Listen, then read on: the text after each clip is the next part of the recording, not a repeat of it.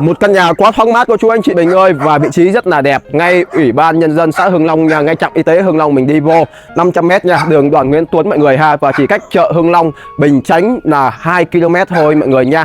Và vị con đường này mình đi vô thì bắt đường Ba Gác khoảng chừng 200m thôi mọi người nha, là mình sẽ đi đường xe hơi. Vị trí diện tích là 6m8, dài sâu vô trong là 22, diện tích rất là đẹp nha, gần 150m². Nhà của mình là một trệt một lầu khá là đẹp này mọi người. Đó, có đường bên hông rất là thoáng đãng này, vị trí rất là đắc địa ha. Và đây mới là con đường căn nhà của mình ha, một phòng khách rất là rộng rãi cô chú anh chị mình, cửa xung quanh luôn. Và căn nhà giá rất là hợp lý, chỉ có 2T 550. Xin mời cô chú anh chị mình vào tham quan căn nhà rất là đẹp hôm nay.